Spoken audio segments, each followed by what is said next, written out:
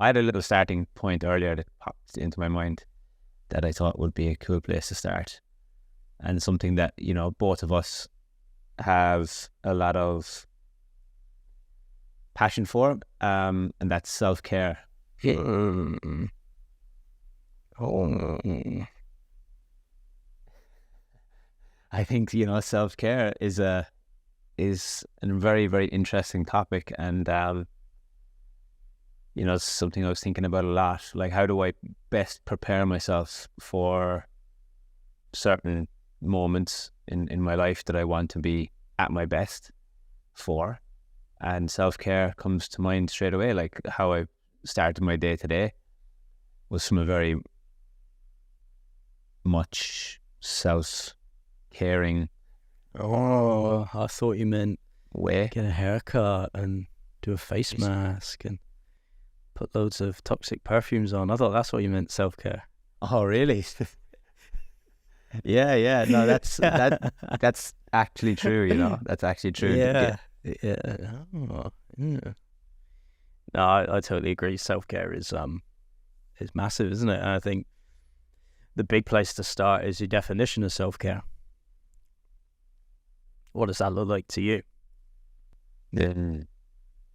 I think it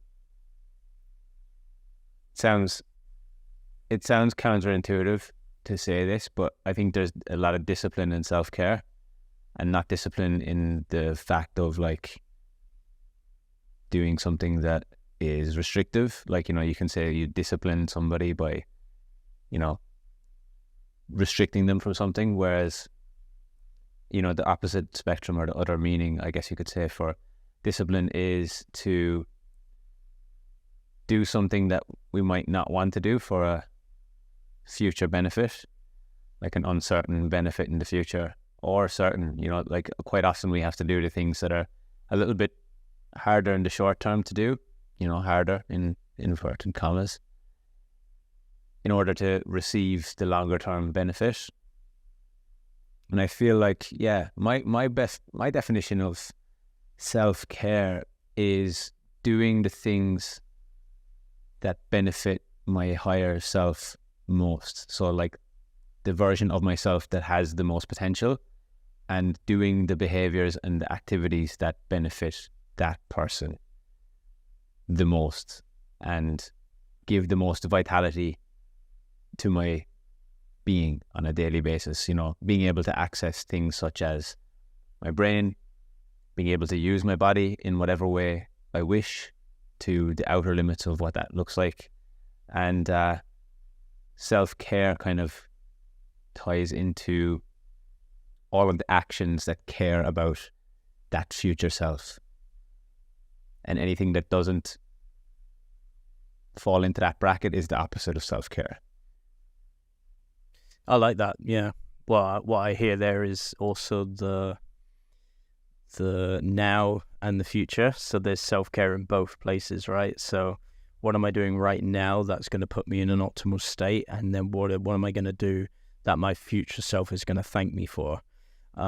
That's massive, because what popped into my head there was like a great description of like Stoic and Epicurean. So a lot of and self-care can be both Stoic in the sense of what am I going to do now, which my future self will thank me for, which is delayed gratification, which is long-term thinking. And Epicurean is living right now. What can I do right now, which is going to put me in peak or vital state?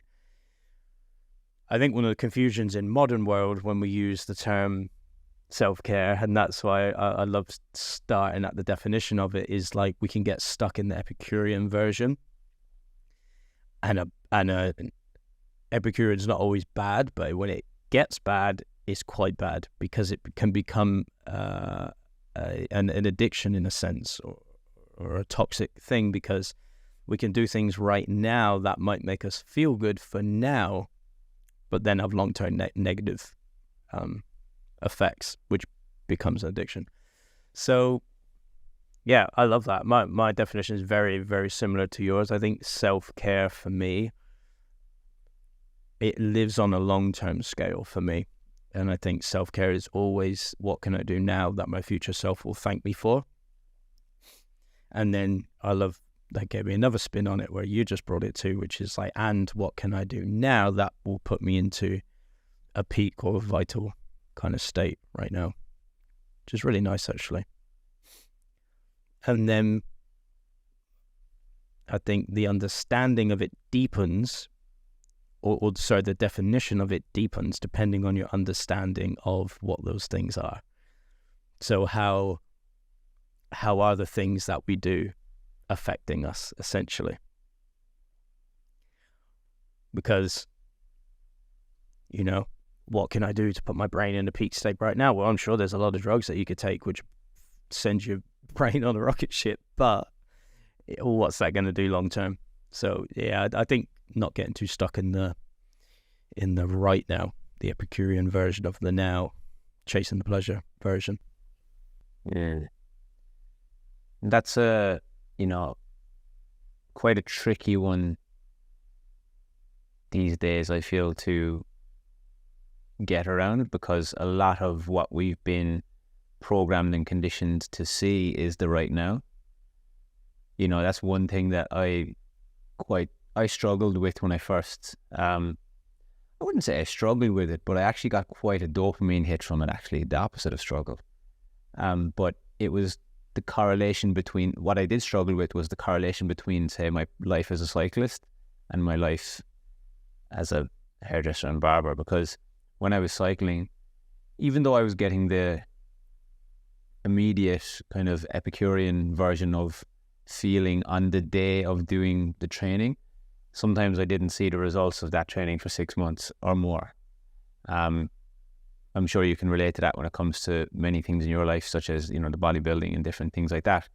It's like, okay, when it comes to comp day, it could have been that chocolate bar that you had 2 months ago that was the difference between winning and losing. And, or coming third or coming second or whatever the result is, it doesn't really matter. Whereas when I got into the hair game, it was like every 45 minutes to an hour, it was like, okay, task completed, A to B, instant gratification, dopamine hit every 45 minutes. And like, with that then as the new normal for me, I kind of lost the longer term stuff for a little while.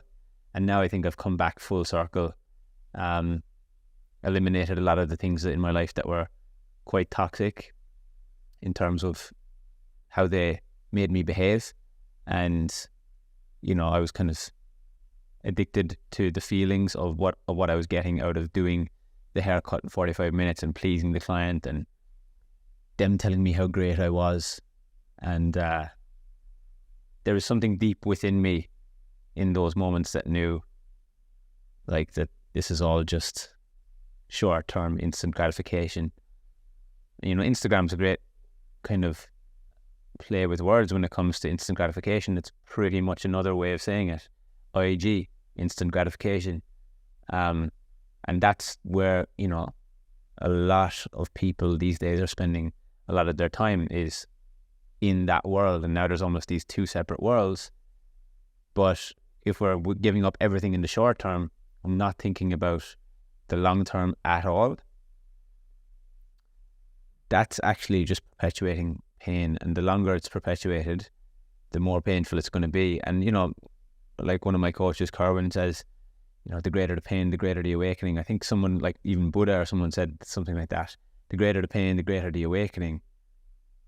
That's all well and good, but it doesn't mean that now once you have the awareness of the pain, just to perpetuate it, just so you have a bigger awakening.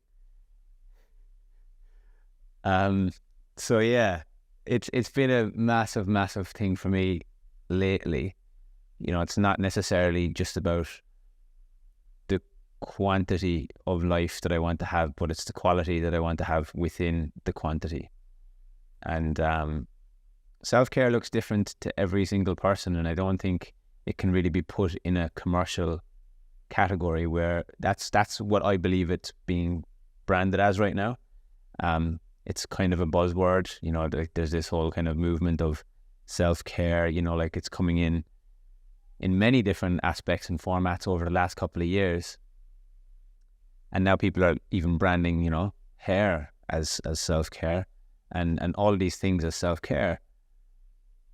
And they can be, with the right outlook and with the right lens. But I think it's been weaponized in the opposite way. I agree. All of these things, you know, when you get down to the nitty-gritties of what we use as self-care, it just depends on what utility it's given, right? I think hair or whatever, the beauty industry at large has just been utilized in a very interesting way for, like you say, the instant gratification right now, not thinking about the long-term payoff of that, or pay down, because it's not always a payoff. Sometimes it's a pay down, and a lot of the times it is.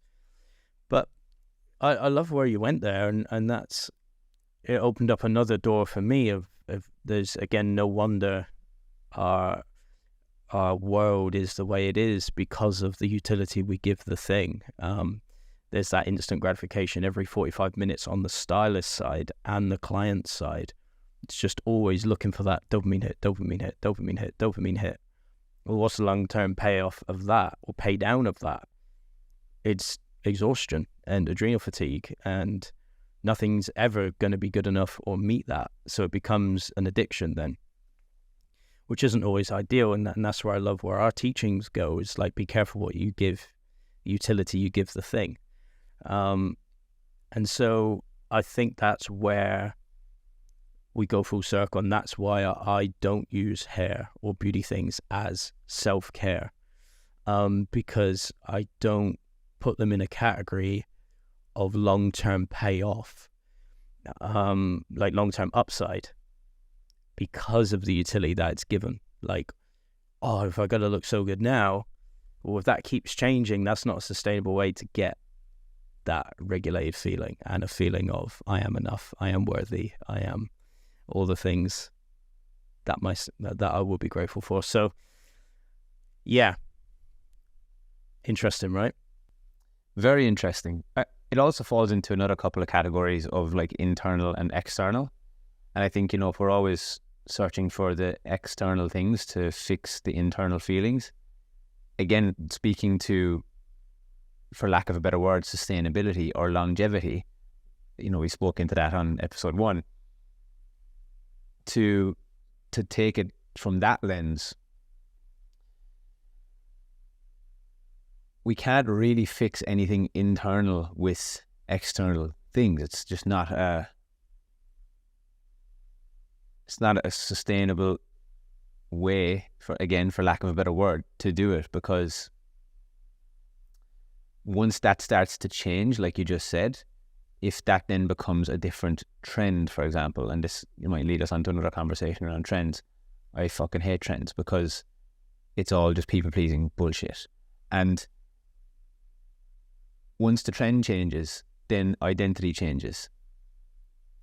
And then that causes internal conflict again, because it's like, okay, well, you were getting the feelings from this, and now it's this. It was the fade, now it's the long shag. What's it going to be next? And who are you? Like, that's kind of the conversation for me that starts to play out in my head. When something changes, it's like the identity crisis stuff starts to come in. And it's like, oh, wow, I'm just a leaf here being blown by the wind. Like, are you driven or are you being dragged? Are we sometimes being dragged by trends, being dragged by the world, being dragged by our need to fit in and feel a certain way? And that speaks to the internal, that speaks to the external, you know. And a lot of the stuff, when I think of self-care, to think about the topic that we started on, a lot of the stuff that I do for self-care is stuff that I can't see immediately.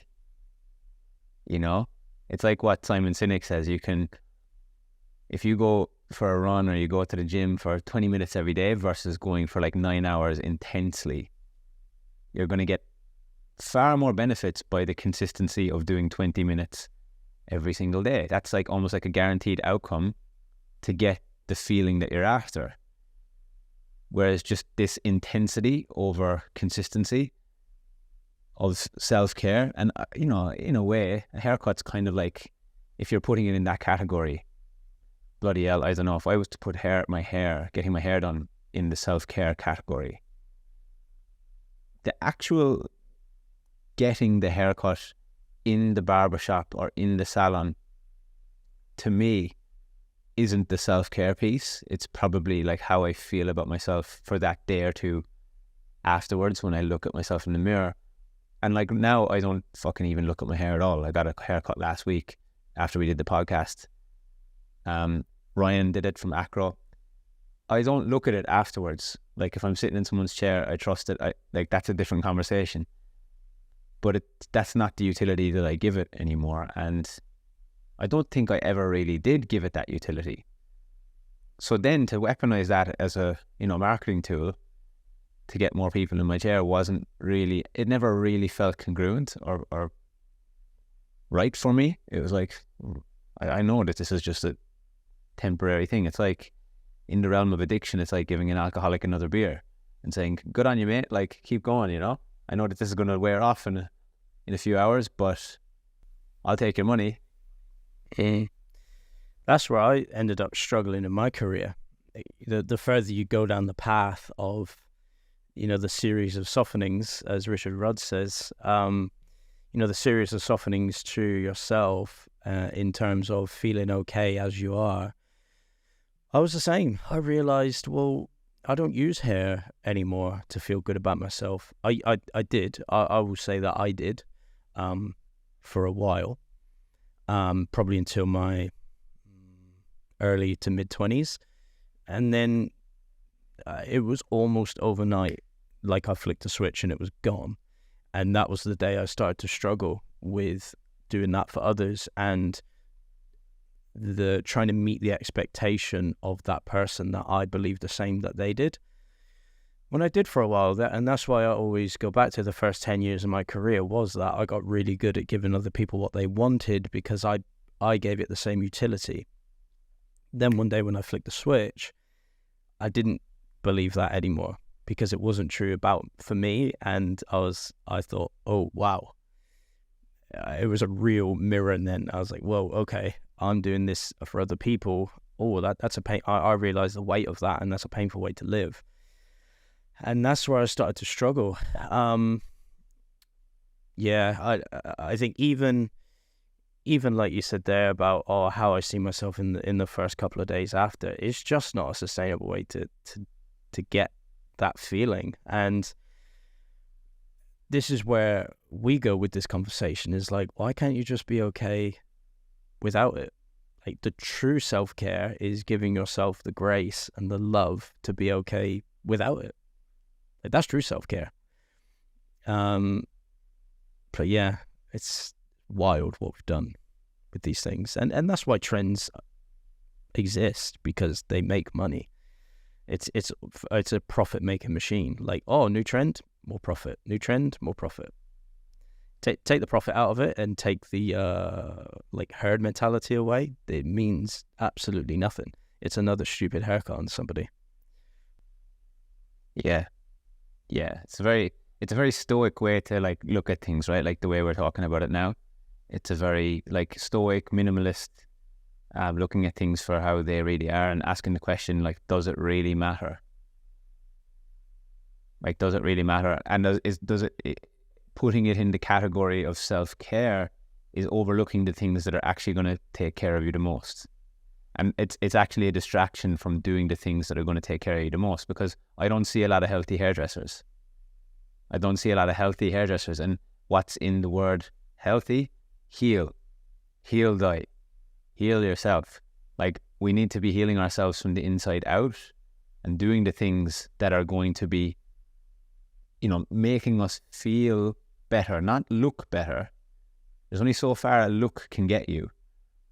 But there's not a lot of healthy hairdressers. If you were to look at what's going on the inside, I think society at large these days is just looking at healthy people and labeling them as, okay, if you're skinny, you're healthy. If you're fat, you're not healthy.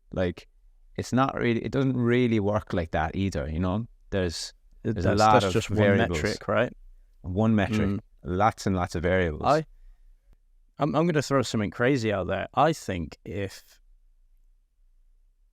I'm just going to generalize, hairdressers at large, if they embark on the healing journey, I think we'd see a lot less hairdressers in our industry. I really do. I think we'd start seeing them fall away like crazy, because they would realize that it's not all it's cracked up to be, and it's not the answer.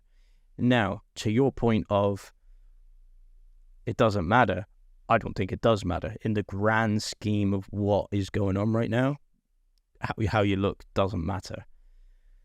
That doesn't mean it's wrong. I've challenged myself on this so many times. Anything we do is not wrong. It just depends on the utility. What utility do you give it? And imagine, this is why I love this empowerment conversation.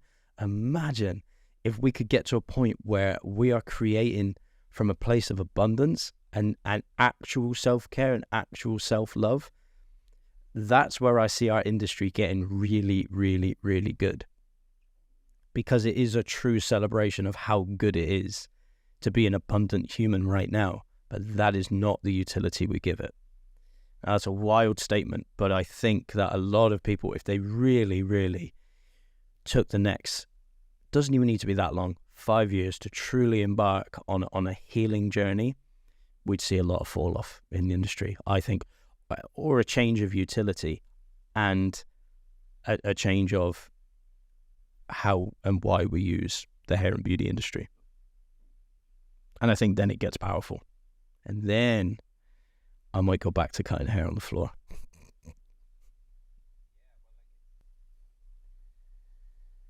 Yeah, there's a lot of power in what you just said there. And, we've kind of gone through that in a way. Like, if you look at what happens throughout the pandemic and looking at the average career span of a hairdresser in the modern day, it's not anywhere near where it used to be. I think the pandemic had a lot to do with that. A lot of people changed career path throughout the pandemic because they actually had an opportunity to slow down. They had an opportunity to learn about like what self-care actually is. And the opposite of self-care to me is in our industry, if we speak hair, is doing too much hair. Is the opposite of self-care. And it's all just, it's getting our feelings as well. It's not like we're just to talk about the client's feelings, and what we're doing for people is not enough. Because again, it's to speak back to the selfishness conversation, and are we putting our life masks on first before anyone else's? I love it. And I can't remember if it's Peter Crone or someone like that, but he says, oh no, I think it's Zach Bush. Zach Bush talks about, he's massive into environmental stuff right now and how to save the planet, this whole conversation. And he says that the thing that a lot of people are caught up in is, what do I have to do? And he says, the thing that most people don't think about is, what do I need to stop doing? Sometimes the answer is in what you can stop doing. And that's why I love the contrast in what you just brought up there, is like doing too much hair. Maybe we just need to stop doing so much hair. Maybe that's one of the keys to help us realize, and maybe that's one of the keys to self-care. It's not what else do I need to do, it's what can I not do as much or stop doing as much. That's an equally valid conversation. And that's a tough one for a lot of people to hear, because again, what are they attached to, what utility they're giving it, and why is it so important? But I think if we look at a lens sometimes of what can I look at not doing and stop doing, that's pretty powerful as well. Reduce, simplify. And I think that gets back to our point of trends. Another trend is not the answer. More isn't always the answer, because I use this really simple phrase: if it was the answer, it would have worked by now. Much like the judgment piece, much like the mass production piece, if it was the answer, it would have worked by now. But guys, it's not working, is it? The stats aren't looking good. Mental health's getting worse. Addiction's getting worse. It's like doing the same thing, expecting a different result is the definition of insanity. for those that are doing the things and not getting the results, let's try and rethink this thing. Instead of thinking, what else can we do? What else can we do? What else can we do? Maybe it's, what do we need to stop doing? And another crazy statement I'll put out there as well. I can't remember who I was chatting to a couple of weeks back, but it was around not getting apprentices into the industry and people leaving the industry. I just straight out said to this person, I was like, maybe it needs to happen. Maybe we need to lose all these people from our industry for people to realize and to have a bit of a reset. So it's not always in what else do we need to do. Sometimes it's what can we not do. And I think, there's lessons to, the obstacle. I heard of something in a podcast the other day. It's like the obstacle is the way. That's a very stoic way of looking at things. It's like the obstacle is the way. So the obstacle right now is, in that lens, is that there's no apprentices coming in. So it's like, okay, do we fight the way or do we just go with it? And do we look at it and think, oh, well, it's actually a very selfish way to look at things, to just be talking about how much we need apprentices, because what's that doing? It's fulfilling our own needs as a industry shop owner, like putting myself in that position by saying that, rather than looking at what are the needs of the youth or the younger people that are coming through the world, not just the industry, but the world at large, and what do they want to do with their lives, and what do they see as meaningful. And we're always things are going to change as we move out of the industrial age into the information age. Things are going to change, and I think there's a lot of resistance to that change.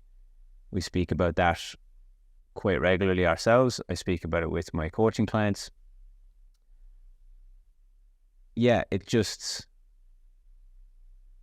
the resistance is where we're going to get stuck. And, one thing we speak a lot to in our classes and in our education is, quite often it's not about coming in here to learn the new thing. It's, okay, what do we need to unlearn and relearn?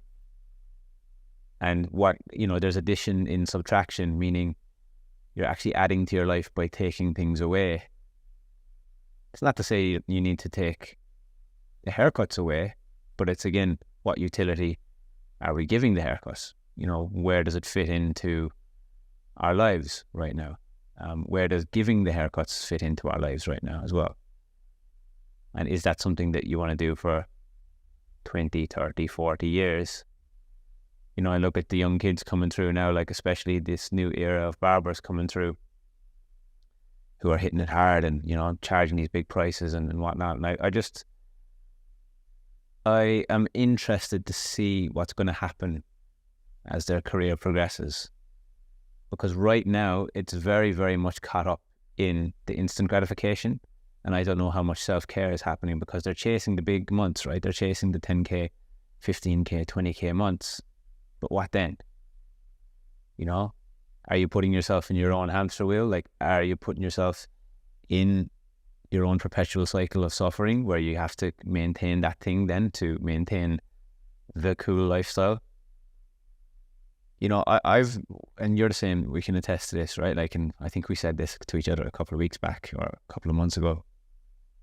But we listen to a lot of very intelligent, interesting people. A lot of the content and information that goes through our ears and our eyes through reading is from proven sources, people who have done things that we aspire to do, or live lives that we aspire to live like. And not once in all of my time reading these books, not once in all of my time listening to these podcasts, have I heard any of these people that I aspire to talking about the importance of getting a haircut. The times that I do see it and hear it, it's usually coming from like rappers or people who are caught up in the material. And the material is the opposite to spiritual. Anything that is material is the complete opposite to anything that's spiritual. So it's no wonder they're saying that. And then, what that then does to a hair professional is validate our position in society, which I feel like a lot of hair professionals are constantly trying to do because of where hairdressing and barbering is placed in the general society in terms of where it's seen as a profession. You know, generally speaking, you become a hairdresser because you can't do anything else. Like, that's kind of like the public overview of what this is. And that's why quite often we overcomplicate things for our own self-importance. In the hairspace, it's like, okay, well, like when you think about what we do now, you know, bringing it back, why is 101 called 101? Because we're bringing it back to basics. Again, like that quote that Hormozy says, a lot of people would be much better at what they do if they just did the basic shit that they thought they were too good to do. It's the same thing with our self-care. Basic hygiene, like basic hygiene. I went to see this show, the Gary Vee Mindset Matters show. There's a guy called Phil Nosworthy, and he works with all of the like massive big companies around the globe, Microsoft's, you know, all these huge companies, and he's like a leadership he works with their leadership teams on how to make them better leaders. And he's like, you know, there was a bit of wisdom in, say, like our grandparents, grandmothers. You know, like there's that stereotypical story of when somebody goes over to their grandmother's house and, you know, are you hungry? You know, do you want some tea? Do you want some water? Do you want some food? Do you want me to cook you lunch? Basic hygiene. Have you slept enough? Have you moved your body? Are you hydrated?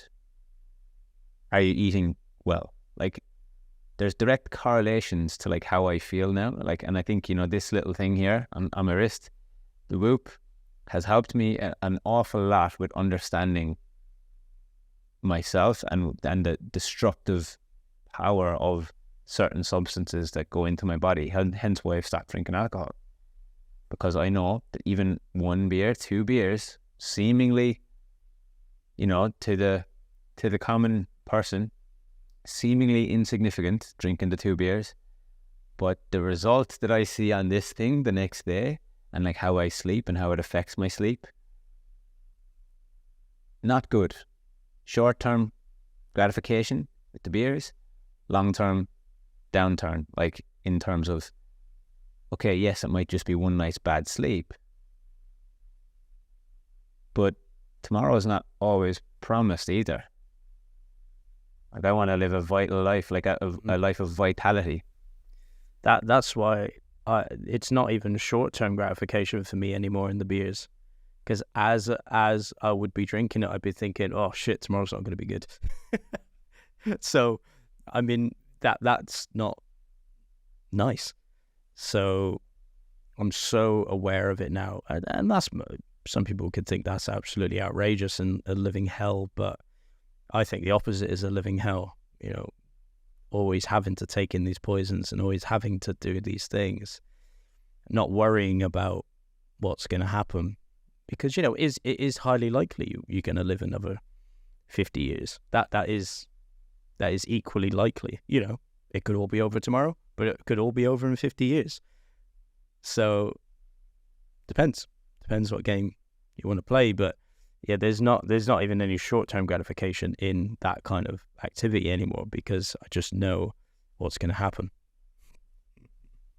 Yeah, well, as the awareness expands and as you expand that awareness for yourself, I'm assuming that you just can't see it like that anymore. Like, once you see it, you can't unsee it. And, you know, once you wake up, you can't go back to sleep. For me to do it now is a choice to ignore it. And that is that let's talk back to self-care. Is that self-care? No. Because I know what I'm doing to myself. Now, again, neither one's right or wrong, but I am choosing to go against it, my values and my beliefs in that moment. And I can choose to do that. And there may be a day when I do a major celebration. But even then, I don't even tie celebration to that. I don't celebrate my ill health. Like, essentially, I don't want to celebrate not being vital, and being tired, affecting my brain capacity, my ability to help, to serve, to all those kinds of things. I don't celebrate that. And something I've been talking about a lot lately with different people is being careful what we tie to certain things, what words and feelings we tie to a thing. When we celebrate with alcohol, when we're sad, we might drink alcohol, or if we celebrate with food, or we're sad and we eat. It's just being careful about what we actually tie to the thing. Because the body and the brain's very good at remembering. Very, very good at remembering. Oh, you got a little dopamine hit there. Oh, you got a little bit of this there. Go get that again. And I'm just I want to be aware of all those things. I really do. Yeah, and it's asking that deeper question quite often. And like, for me now, if I was to have a drink, it would be, okay, well, what feeling am I running away from? Because I know it will give me a certain feeling, which means that I'm actually looking for a feeling of something else to what I'm feeling now. And, it might seem sinister to say it, but people are doing the same thing with hair. Whether it's doing the hair, like, I think that's one thing that's kind of not talked about enough. The actual doing of the hair is the addiction as well. Well, one of the ones that I realized with myself and pulled myself out of was using the phone in social settings. So drinking for me has not really been an issue over the last 10 years of my life. Like, I haven't used it for those reasons. Thankfully, that's just not been my choice of poison, right? But the phone, like, it's right next to me now, but in a social setting, I'd pick up a phone, on my phone, and start mindlessly scrolling something. And I realized that in that moment, I was like, why am I doing this? And then it was the same thing. I was searching for a feeling because I was trying to dodge the feeling that I was having right now. And I still do it to this day. I don't do it anywhere near as much as I used to. But if I pick up my phone in a social setting, I immediately ask myself, what are you not trying to feel right now? Or what are you trying to feel right now that you're not getting? And that gets me out of a lot of stuff. I can just, and I've even have this setting on my phone where I set it to like a grayscale. And even that reminds my brain. I see the grayscale and I go, oh yeah, I set that to not get a dopamine hit from my phone. What am I looking for right now? What do I want to feel? Or what am I trying to dodge? Or what am I not feeling right now? Huge. And I don't think that's a common piece of awareness for a lot of people. I look at hair. If you ask me why I do hair for people, I don't really know. Like, I don't do a lot of hair for people anymore, which is great. But there was a while there when I was doing it a lot and I couldn't really give you an answer. I didn't really know why I was doing it. It was my chosen skill and I made money out of it. That's how I paid the bills. Didn't really serve much. Yeah, it didn't really serve. Yeah, it didn't serve any other utility. That's difficult. It's really difficult when you've freed yourself of the need to look a certain way because you don't love yourself in a certain way. And I'm talking about myself. When I freed that from me, a lot of what I was doing lost its meaning. Like, there's a video going around on social media of a guy saying that, a lot of our drive is fueled by our insecurities.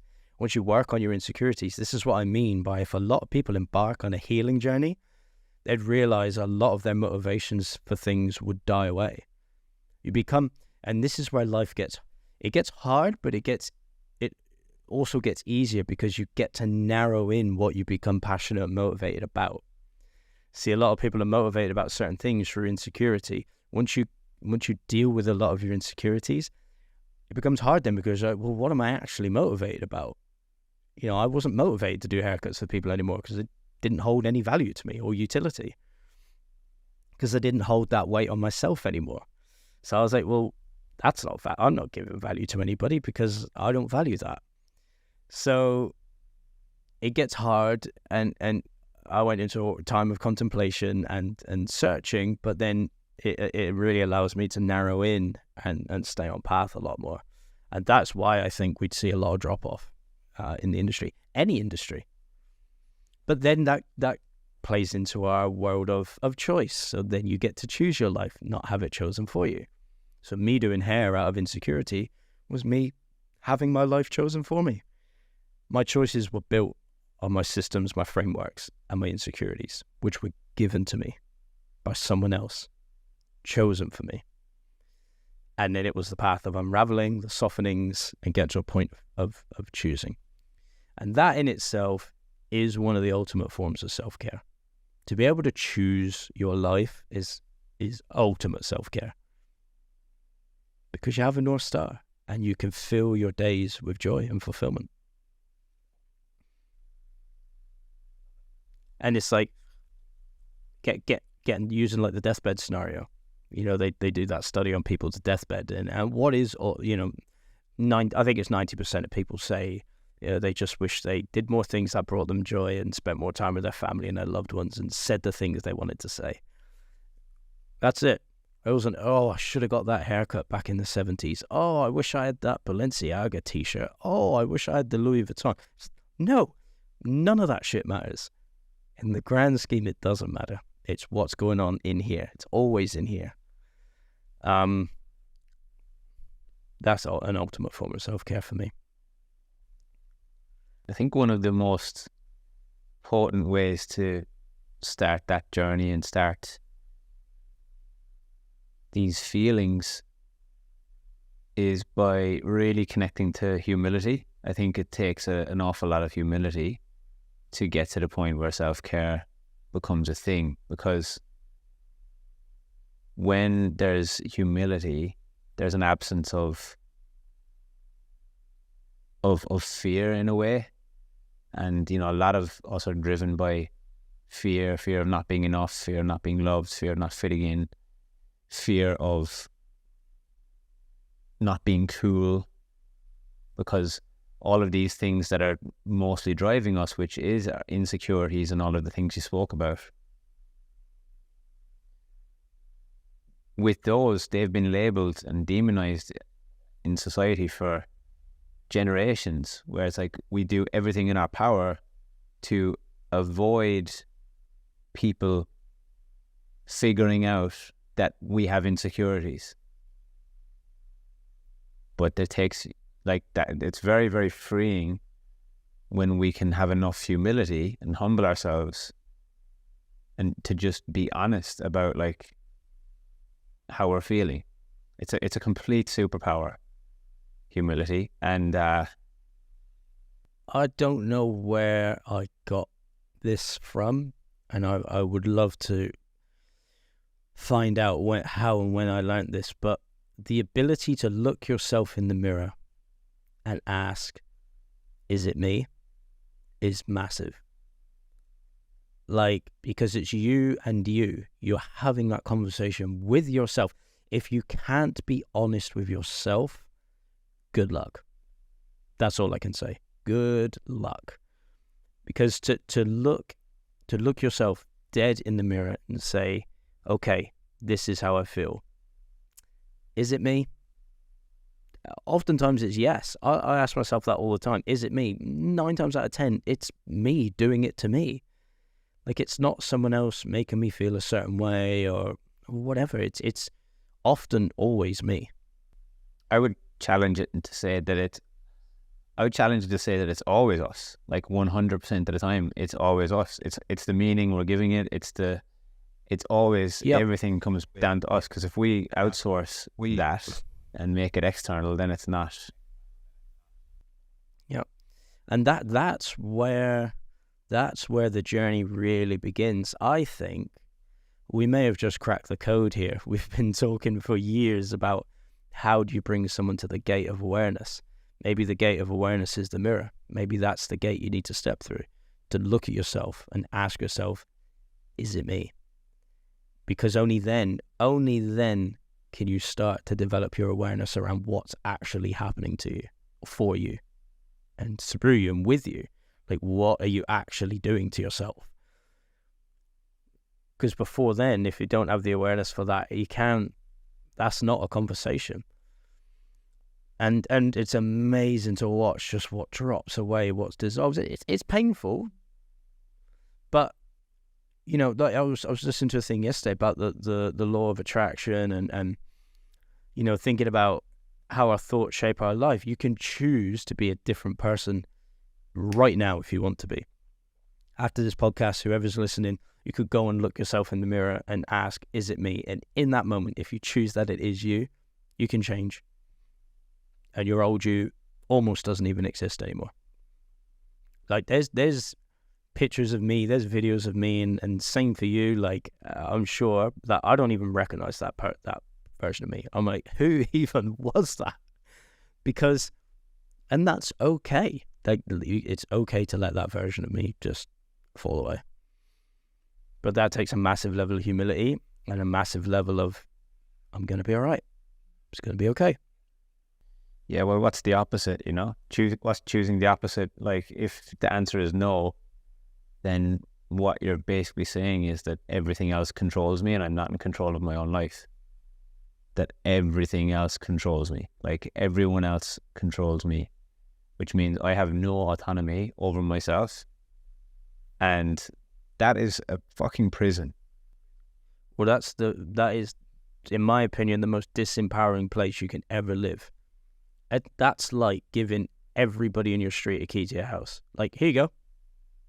Do what you want. Let yourself in whenever. Why are you in my house? Get out. You gave me the key. Like, it's the same thing. It's like to outsource your happiness, to outsource your self-worth, your feeling of safety, all the things is one of the most disempowering places to be. And again, I have complete compassion for it, because it's often not our fault that is given to us, but we can also choose differently. At a certain point, with enough awareness, we can choose differently and realize that that's actually not true. And it's such a light feeling, like that weight lifts off your shoulders and realize, it's all me. It was always me. Well, that's it. There's certain things in life that aren't our fault, but to stay stuck in the victimhood of that is not very proactive or productive.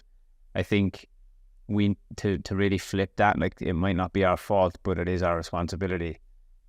And it ultimately starts with responsibility. And to take responsibility gives us, break down the word responsibility. When we take responsibility, it gives us a new ability to respond. Because everything is how we respond to things. Like, everything in life is like, how are we responding to this right now? And to tie it all the way back to the very, very first, and the very first topic, the reason why we, the kind of main overall topic of the podcast, self-care. We can only really get to this point of responsibility once self-care is made a priority. Because up to that point, what's the opposite of self-care is doing everything for others. And if the external world is controlling us, then what we're saying to ourselves subconsciously is, I've got no control over my life, and I'm just going to be pulled and pushed in every which direction that doesn't serve me. And it's just not a great way to live. And the reason I can say that is because I've been there and now I'm here. So I have a contrast. And I think, one thing we speak to a lot is looking for, like, what is the opposite? To really understand something and know something is to know what the opposite is. So it's always questioning, okay, well, yeah, what is self-care? Well, what's the opposite of self-care? So quite often we know more from what not to do than what to do. I love those teachings. That's a massive Taoist teaching, the teaching of the duality of life. And that's why I go back to the point of nothing's wrong. Like, getting your haircut is not wrong. Like, do it. Just be careful of what utility you give it, because there's always a duality. Because one can't exist without the other, and that's where life gets interesting. And that's why I love Robert Grant's idea of what life is, and the same with Peter Crone. We're here to learn the duality of the things so we can free ourselves. Like, but we're never, like, most people aren't told that or taught that. You know, yes, we'll get our conditionings and we'll get our things and our systems and frameworks that are borrowed and given to us. But we can also learn the flip and the duality of that. Like, you don't know pleasure without pain. You don't know happy without sad. You don't know light without dark. It's impossible to know. But once you know, you get to choose which one you would prefer. And that's why I love the duality piece, is to know the opposite, is to really know life and know where you want to go. And you get to choose. And that's empowering, not disempowering. And I love it. I love that conversation. 100%. And, you know, to bring it back to the hair point, I think we're very close. There's a couple of people who do it pretty well in terms of like giving hair a better utility and using it as a medium to do the things that actually make impact and benefit on people's lives. You know, for example, Naz, like our friend Naz, like what he's created for his shop, it doesn't, I don't feel when I look at his brand that it is hair focused or hair centric. It's people go to his shop and they hang out. There's like a table there, there's a little basketball hoop, there's a coffee, people get coffee there, but they go there for connection more than they go there for haircuts. And the hair just happens to be the medium. And you know, there's very few people who are really doing it from that lens, you know. And I'm sure because of the utility that barbering and hair has been given over the years, people probably still go there for that utility but end up finding something else. And I haven't experienced that very often, you know. And ever, I don't think I've experienced it ever, except from, yeah, like you say with Naz. But imagine that, like, you know, that doesn't mean that we should do crap haircuts. Like we always say, and that's why we still teach the hair element. If you're going to do it well. Like, if you're going to choose such a thing to do, you might as well do it well. Like, life's too short to do it crap. Like, but imagine a world where, again, another Taoist teaching, the man who's happy with less is the most successful person in the world. If you go to a place and think your expectation is, I have to get the best haircut in the world, well, guess what? You're probably only going to get that one time out of 10 haircuts, because rarely is there ever a perfect haircut. That's just an opinion. But if you go in and you treasure the connection and you just know that you're going to get a good haircut as a byproduct, what a beautiful world to live in. What a beautiful world to live in. And not let your external world get to you is okay. That's where our industry gets beautiful, and realize that it is just a craft. It's just an art form. It's just something we get to do as humans. It's so good to be a human right now. We just get to play around with hair. Like, nobody is thinking that way. Like, rarely anybody thinks that way. You know, it's so funny, right? Like, when I reflect on, I had my first real, I wouldn't say it's my first editorial experience, but like this year when we did AHFA and we, you know, brought David in for the shoot, and like had the stylist there and had the makeup artist there, it was my full production for editorial. Like, we've done stuff with Sean, our photographer / videographer, up to this point, but this was like the full Monty. Like, this was the full experience. And people would be surprised to hear how calm and non-important we made it on the day. like how calm we were and how non-important we made that experience. I remember looking at Susie and Corey, and they were there supporting and helping, and just being like, isn't this fucking mad, isn't it? Like, we're all just standing around in a field, like fondling with hair and taking photos of it. Like this, nothing, but this is an expression of how great it is to be human. Like, we can order Uber Eats, we can get food delivered to us when we want. We've got so much to be grateful for. And I think it's so easy to overlook those things. And that's actually, to overlook them is a lack of humility as well. And it's a lack of, it's the opposite of self-care too, is to overlook those things. There's a lot of self-care and gratitude. Being grateful for what we have. Yeah, it's a lack of gratitude as well. Like, this is a whole nother conversation. We could go on for hours about this, but maybe we should open up a salon, just call it gratitude.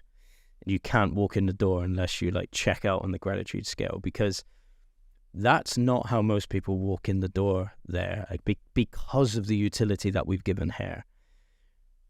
Again, this is painting with broad strokes, but generally hair industry says, get rid of your gratitude. Don't be grateful for anything that you've been given by the universe, how you look, the color of your hair, the type of hair you have, the type of lips that you have, the type of eyebrows you have. Forget that shit. Don't be grateful for that. Come in here and come and get these ones. We'll change every millimeter of you. Imagine if it was like a stand of gratitude first. I am fantastic the way I am today. And I'm just doing these things out of choice and out of a place of abundance. And it's okay if it's not perfect. Like, that's never the case. And that flatlines a lot of people's problems. The attitude of gratitude flatlines most people's problems. And I agree with you. On that day, I'm sure most people would have looked at us. And I remember there were a few people, David and the people, the big heads there were like, oh, what do you think, guys? It's amazing. And we're like, yeah, I mean, it's cool. It's a cool thing that's happening. But does this need to happen? No. Like, none of this needs to happen. I'm very grateful that it is happening, but this is not what lights me up in life, because I know in the grand scheme, when I go to my deathbed, I'm not going to go, thank God we did that photo shoot. No. I reflect on that day. I did not stress. There was things external to the hair that stressed me out more than the hair, unnecessary things. But there was like nothing to do with the hair stressed me out. Nothing. Like, I was not fussy. I was not picky. There was so much humility in that moment as well, to like just let it do its thing. And the whole way, the way the collection tied itself together, it's a very free flowing and natural collection, because that's the energy of that day. It was just, I'm not going to fuss about like if there's a hair out of place here or if there's a hair out of place there. To be honest, and to be really honest, like, it's out already. It's a finalist. I've not really gone and looked that closely at the photos. I'm not sitting around like what I used to and years ago on Zoom Mini and like trying to find what's wrong with it, because that was my conditioning. Instead, I'm looking at all of the beauty in it and thinking, oh, there's so many things right with that. I'm not even going to try and find the wrong, because I'm just grateful for the fact that it happened. And I'm grateful for the fact that we had the money to invest in that, because it costs a lot of money to do these things as well. We had the money, we had the time, we had the resources, we had the team, we had the help, we had all the things. Like, what a grateful moment. All for a thing that doesn't really matter. And I say that coming from the place of the most love. Like, deathbed moment, it doesn't matter. But that's how good it is to be a human right now. We get to do these things in between time. That's how we are biding our time. All of us are biding time. From the day we're born to the day we die, we got to fill our time with something. And that's what we get to do it with. Wow. How good is it to be a human? Doesn't make it right, doesn't make it wrong. But that's what we get to do. And there's so much gratitude in that. Definitely. So what do you do for yourself, Leigh, for self-care? When you think about self-care for you, what do you do for you right now at this moment in your life, you know? At this moment in your life, what utility does self-care have for you?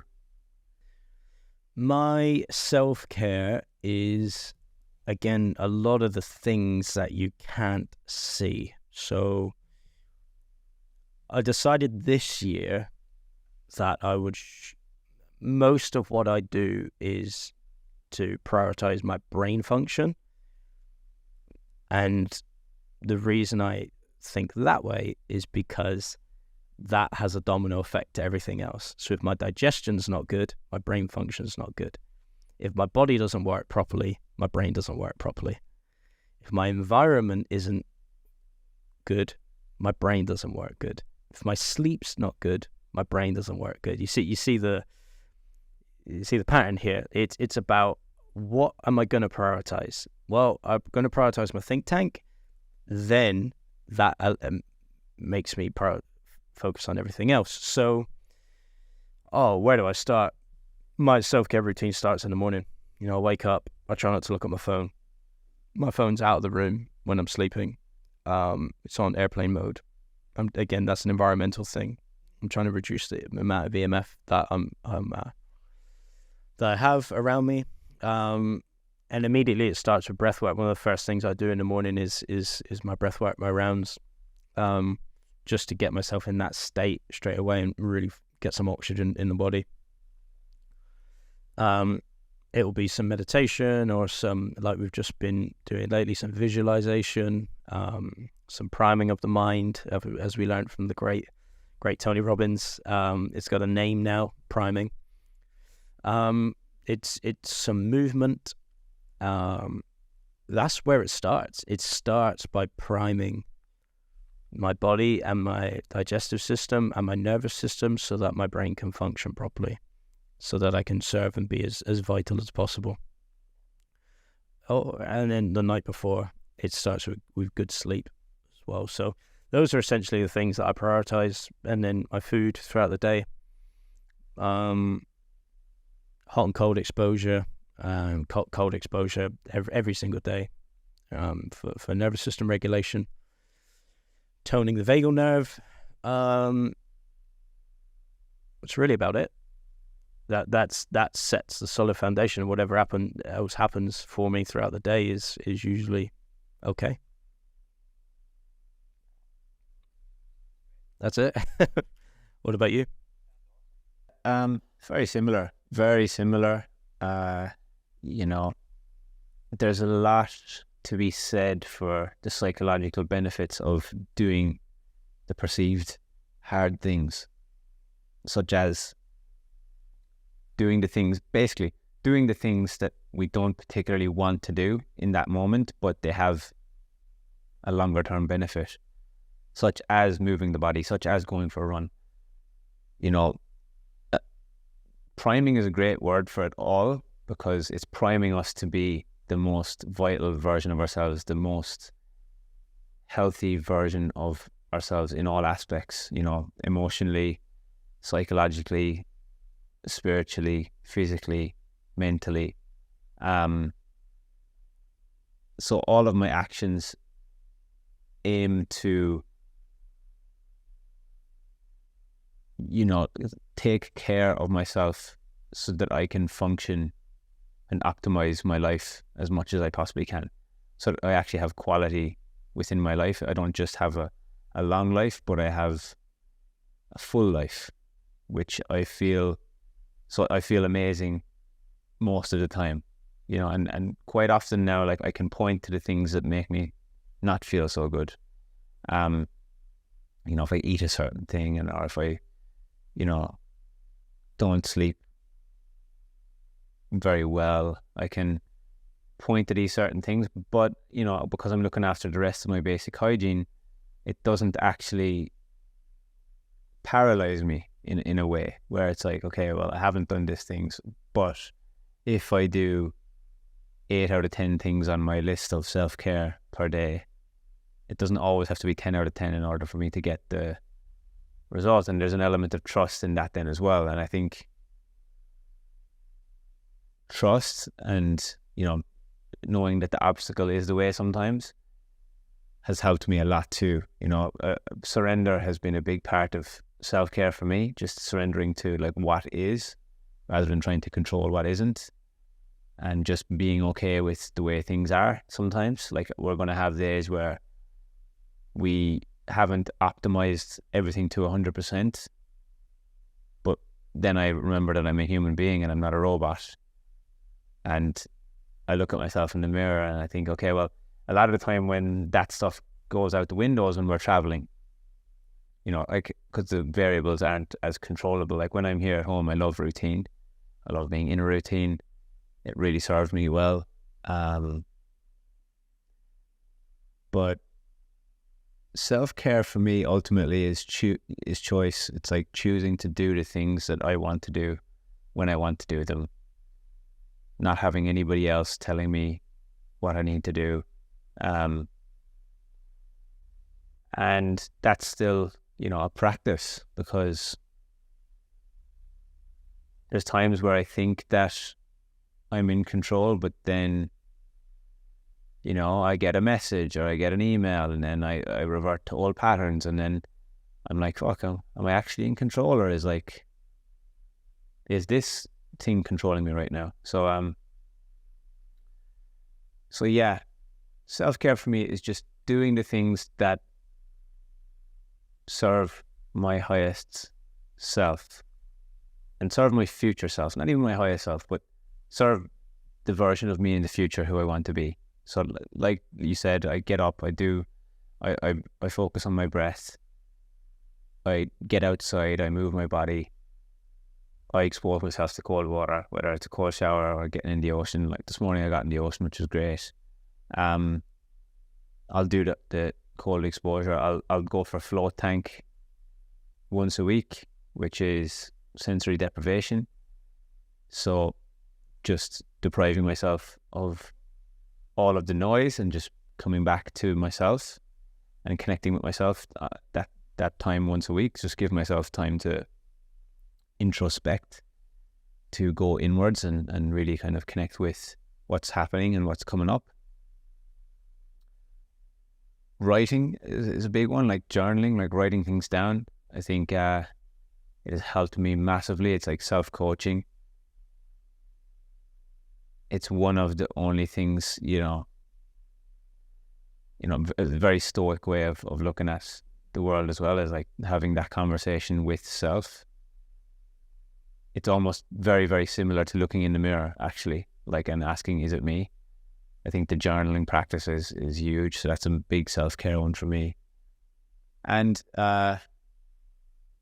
growth. So like you were saying, optimizing for brain function is huge. And the reason that I do that and the why behind wanting to use my brain at its full capacity is because of how much I can learn. And that's where I get my dopamine hits now. Not through the beers, not through sometimes, I still have some chocolate and food like that I look for hits. But like now I'm very aware when I'm looking for an escape. I'm like, oh, I'm trying to avoid something here, like uncomfortable feelings coming up. So that's why I'm craving certain things, like certain cravings will come to the surface. And they don't serve my future self. But in the grand scheme of things, they're a lot less destructive than what I have been doing. So again, it's all a journey. It's all a process. I think it will take me as long as it takes me to get to a certain point where, I'm doing all of the things that I could be doing to maximize my life and this is a bit of a kicker, with an uncertain outcome at the end. Like, we can do all of these things and still fall sick, or we can do all of these things and still not get the outcome that we desire. But to focus on not getting the outcome we desire and just putting all those things to the side and not worrying about them at all is such a negative way to approach life. It's actually, you know, Tony Robbins tied negativity to stupidity. He's like, it's actually stupid to be negative, and to be positive is intelligent, because Well, one of the things that came up as I was listening to you there was just the structure and the consistency of it. Now, we know through business that consistency is one of the key players, key factors. But again, back to the Taoist teaching, the man who's okay with less is the most successful man. It's also just realizing that, okay, and if it doesn't work out, that's okay too, but at least I tried. And that's, you know, one of my highest values is effort. And I've reframed the value. I think it originally effort came from like a people-pleasing effort, you know, you got to do things. Now, effort, for me, it's still a very high value of mine, but it's from a place of like, again, it's gratitude and respect for life. Why wouldn't you try? Like, why wouldn't you? What else are you going to do? What's the opposite? Just to not try? Because we now know, you know, the last 100 years, science has done such a good a good job of measuring things that we now know what happens when you don't try. Your health goes down the pan. Chronic illness comes up. You die early. Like, it's net negative. It's net bad when you don't care and don't try. So I love that, what you speaking to there, the structure and the consistency, but also not putting yourself under the pressure of thinking, oh, I didn't do 10 out of 10 things today, because the stress of that could also kill you too. The extra cortisol and the stress will actually do you damage. So it's the case of like, I know my highest values. I know I can be consistent. I'm going to aim for a level of excellence, and that is how I'm going to live my life. And that's to me, that's a fantastic way to live, and it's a very noble way to live. Because the opposite of, not caring is just leaving life up to chance. You know, some people do believe that life is just a game of chance, and I'm not sure I'm convinced on that. I want to have a good nudge on the direction that my life goes in. And like you said, you know, it's about having a full life. You know, why would I not try? You know, because I know what happens when you don't try. And I think it only makes life better for yourself and everybody around you when you do try. You know, it's a knock-on effect. Yeah, 100%. And I think it all begins with critical thinking. Every single thing that we spoke about today kind of begins with critical thinking and the ability to think, I grew up in this world and this is how I've been conditioned. But does this make sense? Does this matter? Yeah. And is it working? That's the big one. Many people don't question, is the thing that I'm doing even working?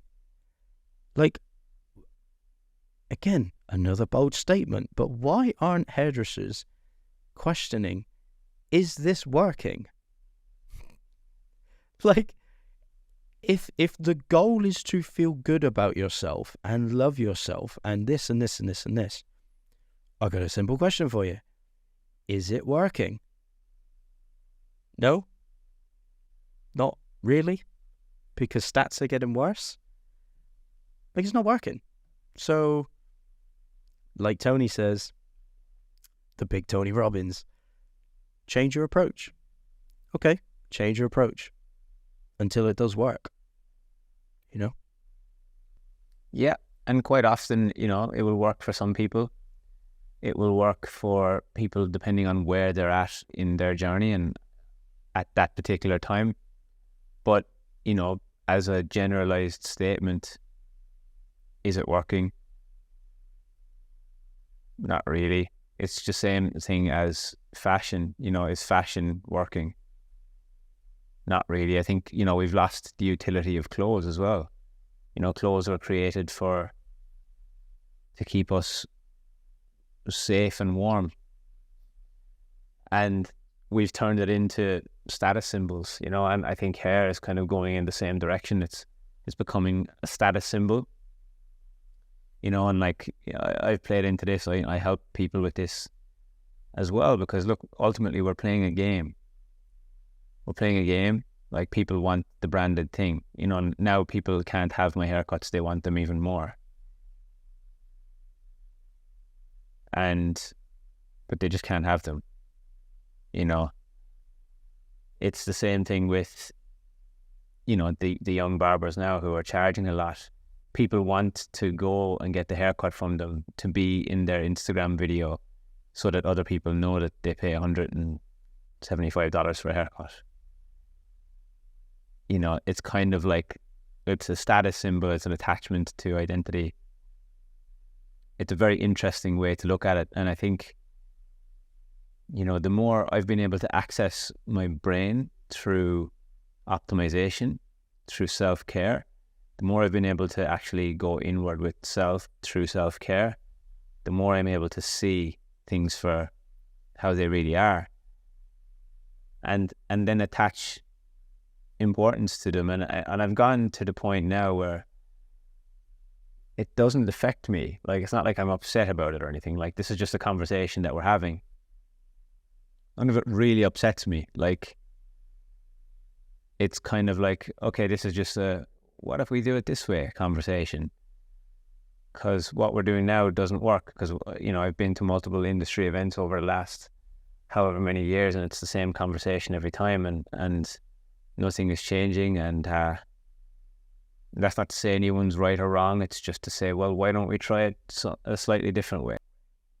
Yeah, because, you know, like, you're so right there. You know, over the last 10 years, I can't remember a single time I've turned up to an event like that, and the narrative is, this is great, guys. It's all going great. Like, that's just not the conversation. So why don't we change our approach? Yeah. People are scared of change. Change is one of the biggest things in the world that, like, people fear, and that's why the approach won't be changed, because the approach works for now. Or does it even work for now? That's the question.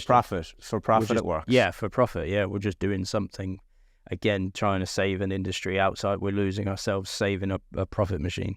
Like, yeah, and that, for that purpose, it works. But I think, you know, so many of us who are walking around as adults today have been brought up in an industrial society where we don't, for the most part, even have a real connection to our own primal ways of being.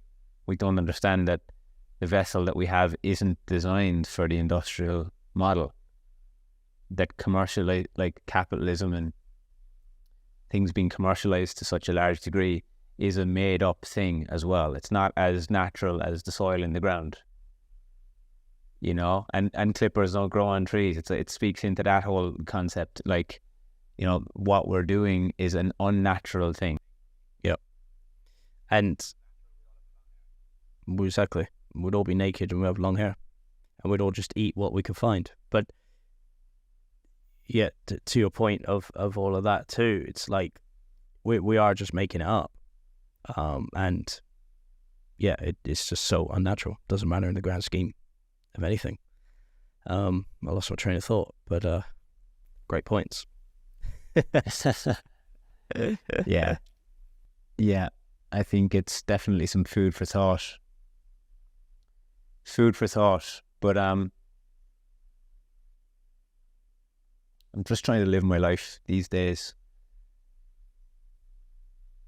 from a lens of self-care, because I know that when I look after myself, everybody in my life and everyone I come into contact with and anyone who interacts with our content will be able to see the intentionality of it as well. And I think, you know, intentionality matters. And I think that's where, you know, things such as ChatGPT and all of these things are turning things into robots.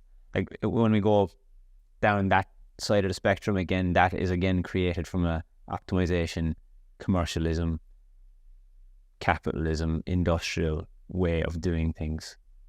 How can we get the most possible? How can we get the most outcome with the least amount of input. And what's going to be missing is the human element and the emotions and the intentionality behind things. So our intentions with conversations like this, the intention is to see things change for the positive. It's not to talk about problems and not try to provide any solutions. It's to change things for a more positive outcome, because we're now living our lives and we're trying to give people access to the feelings that we have in the way that we live our lives. It's like, okay, guys, there is another way, and we're actually living it, and it's quite enjoyable, actually. It's a lot more enjoyable, and pick your poison, pick your favorite flavor of suffering. That's up to you. If everyone's got their favorite flavor of suffering, if your favorite flavor of suffering is, being fully booked and doing 100 haircuts a week, then by all means go ahead, but just be honest with yourself. Look at yourself in the mirror, ask yourself the question, what's going on? And usually we can, once we go down that rabbit hole of like going 5 ways deep, that's when we can really get to the, or not even 5 ways. I think Tony even took it levels further. He went 7. Yeah. And that ties in nicely. Yeah, it ties in nicely to where my train of thought was going earlier. It came back. Like, I'm reading Seth Godin's This Is Marketing right now, and the big question he asks is like, who are your people and what problem are you solving for them? Well, I think in the industrial world, we've got to be really careful here, because a lot of the problems that they were trying to solve were made up problems. I think somewhere along the line, somebody thought we need to create new problems. And most of the problems we have aren't real problems. If your hair is the right shade of auburn, is not a real problem. That's just a made up problem. Just doesn't matter. But industry has led us to believe that it is a real problem. And so that whole thing gets really interesting there, and that's where the whys come in. So why is it a problem? Oh, so why is that a problem? Oh, so why does that matter? Most people, you only ever need to get 3 deep and you realize that it's a lot of shit. It's just a made up issue that we're now monetizing. And again, nothing wrong with any of it. We just need to realize this stuff and be honest. Let's just be honest. There's nothing wrong with it. Color your hair till the cows come home. I don't care. Can we just be honest about why we're doing it? Because it brings back a level of gratitude, and we realize, oh, okay, that's why I feel like shit when it fades. I gave it the wrong utility. I think the hierarchy of priorities is where it kind of gets me a little bit put off. It's like, okay, if we're putting more importance in the shade and the color of hair versus getting out for a walk or eating healthy food or, drinking enough water or breathing properly. Like, we're actually putting more importance in fashion, beauty, aesthetic, the things that are easy to obtain with money. So what do? We work as a society, work really hard to get the money to do the things that are easy, when in fact all of the feelings that you're actually looking for are available for free. For free, right now. All of the feelings that you're chasing. Think about the word chasing, yeah? I love this one. It's like chasing the dream. You hear that one all the time. It's like, why don't you just be the dream? Chasing the feelings. You can just be the feelings. Have them. You have access to them right now. Like, you can access them at any time. And there's certain things that we can do, like we learned at the Tony Robbins event, which was really quite profound, is start to implement like small changes, like start to make these small little changes, just like moving your body, changing your physiology, stand up, put some music on, have a little dance for yourselves, celebrate more. Celebrate life more, because it's a gift. Life as it is, as universe delivered it, it's such a gift. And that was something I was going to say to you earlier, is like a lot of what we were talking about is, you know, not worrying about the hair and this and letting external things control you. Is like, you don't have to listen to anybody. The only person you ever need to listen to is the universe. It's the only person. The only thing you ever need to listen to is source in the universe. Because unfortunately, it's hard to do things in a different way. If you try and go against nature and the universe, good luck. Going to be a tough life. That's the only thing we ever need to listen to. And right now, we're not listening a whole lot. And back to your point of, you know, the hierarchy of priorities, we're also prioritizing things that we only see the tip of the iceberg, like getting your hair colored. Let's just say, I'm just cherry picking here.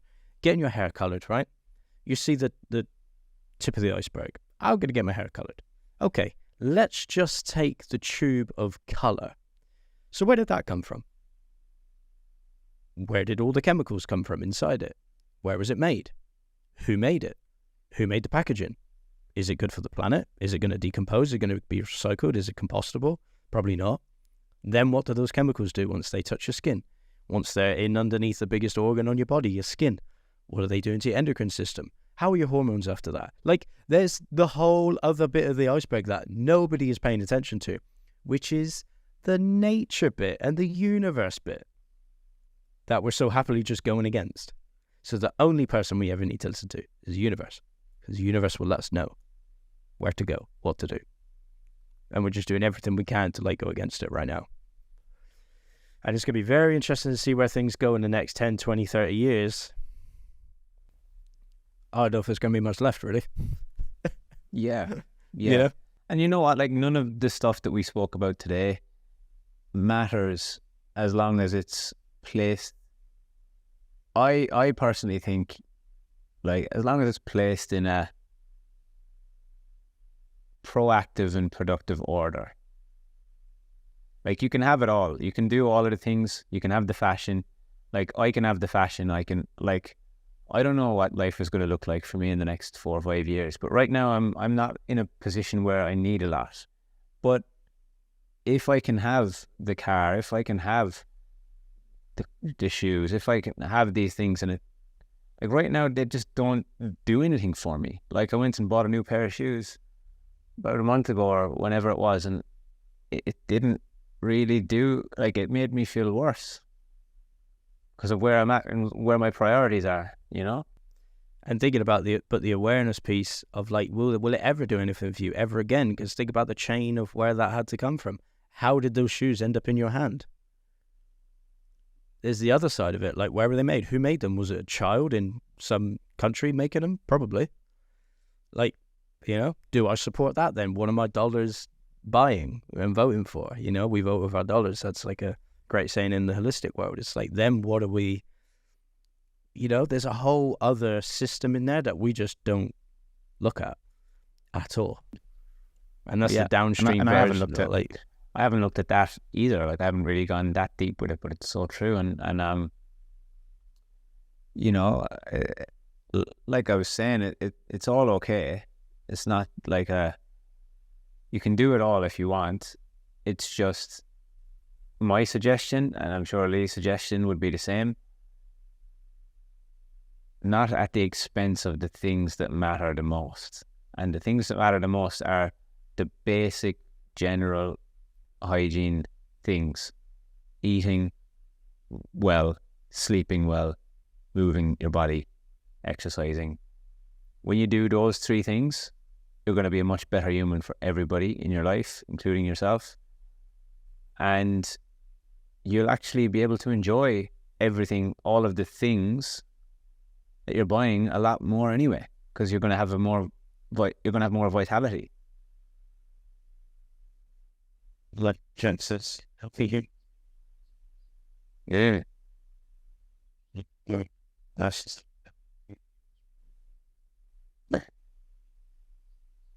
No. Heal thyself. Heal thyself. So to leave you on this one, guys, what does self-care look like for you? Like, if you're to go away from today's episode and really think about and feel into, not just think, because quite often when we think, we disassociate from ourselves and we go into concept of self and start creating thoughts that other people are going to like us for. But really feel into, like, what is self-care for me? Like, what can I do for myself that is going to give me a more full life, a life of vitality? How can I maximize how I'm living right now? Because, you know, that could look different for everybody else. Like, for everyone listening, that could look like, for some people, it is actually going out and finding the connection, or, you know, if one of their 6 human needs is driving them the most is connection, then maybe it is actually doing different things to what we're talking about here. But I think it's super important that you find what that is for you, and being then on top of that really, really honest with yourself when it comes to what actually brings you the most positive feeling. And if you get stuck, just always ask why. Just get curious with yourself and see if you can ask yourself why 5 times. If you can get to that, it's probably worth keeping. Yeah. If not, I'd have a serious look at it. Absolutely. So, is hair self-care? Episode 3 of the Unlimited podcast. Able to speak into being unlimited. I think all of the things we spoke about and all of the things that we implement in our lives are ultimately to help us become more unlimited, to remove limitation. If image is one of the only ways you can feel good about yourself or be confident, it's a limited life. It's a limited existence. Love it. It's been a pleasure, as always. Episode 3, we'll see you guys next week. If anybody has anything to add, please let us know how you felt about the podcast. If you're watching on YouTube, drop some stuff in the comments. We'd love to hear some of your insights and takeaways from the podcast. And now on Spotify as well, there's like a little drop down button, isn't there? Like a Q&A type thing where it's like, what did you think of this episode? So let us know on there too, and rate the podcast. You know, we want to obviously continue this on a weekly basis, and we're going to be introducing guests in the future. And the more you support us, the more we can support you and have interesting conversations. So let us know. Is there anything you'd like us to touch base on a little bit more? We're always open books. Reach out to us on our platforms. And we'll see you next week. Any last words, Leigh? No, it was a beautiful conversation. Thanks for listening, everybody.